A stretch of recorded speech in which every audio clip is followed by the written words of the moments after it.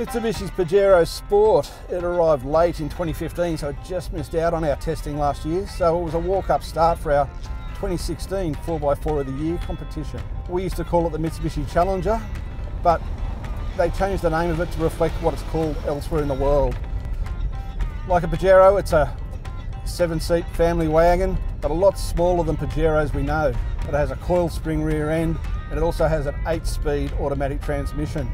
You can buy a top spec Exceed for around about 50 grand. We're testing the next model down in the range, and at that sub 50 grand price point against the dearer competition in its class, the Mitsubishi Pajero Sport could be a winner in 4x4 of the Year as well.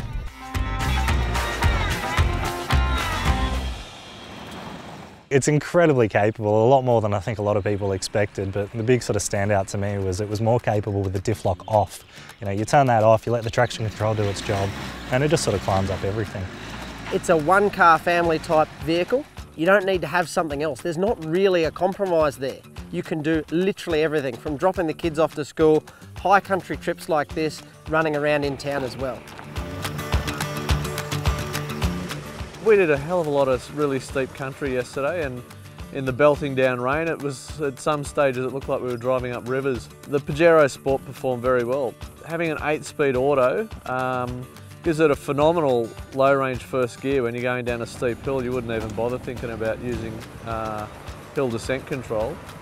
I've always looked on Pajeros, Mitsubishis in general, as being a little bit tinny, and I think it probably still is. The bonnet pulsates a bit when you're driving along the road. I know I'm being critical, but that's just what I see. Some of those trails we went up were really gnarly, and yet that Pajero done it very, very easily. I was really surprised at how well it performed. It's a very good package, and when you consider the price of the vehicle, I think it's the cheapest vehicle here.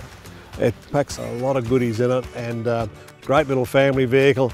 Maybe a little bit tight in the back seat, in the far back seat, but everything else is really good.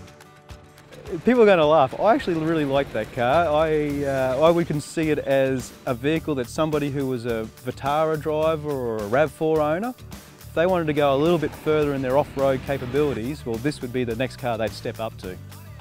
It's performed exceptional out on the tracks here. It's very well managed. Traction control works well. One of the downsides is the rear visibility out that back window. That is pretty limited.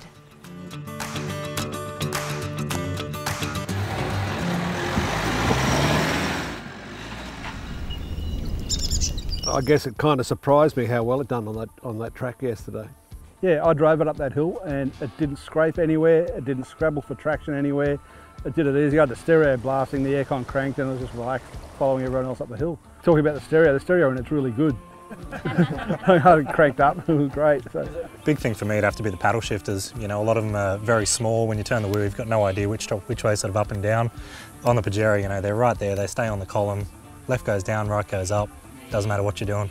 Yeah, certainly. And with that 8-speed gearbox, it's really good to have that at your fingertips. That centre console's another big loss as well. You know, it's absolutely huge. It's bashing driver and passenger in the knees with no storage space. I reckon I got a bruise on that knee from belting it. Yeah. It could be 4 inches narrower. Pajero Sport's a funny little one. It's a smaller car than the other ones in its class. It's still a 7-seat family SUV, but it's a bit smaller inside. It's the cheapest car here, or the most affordable car in this group at around 46 grand.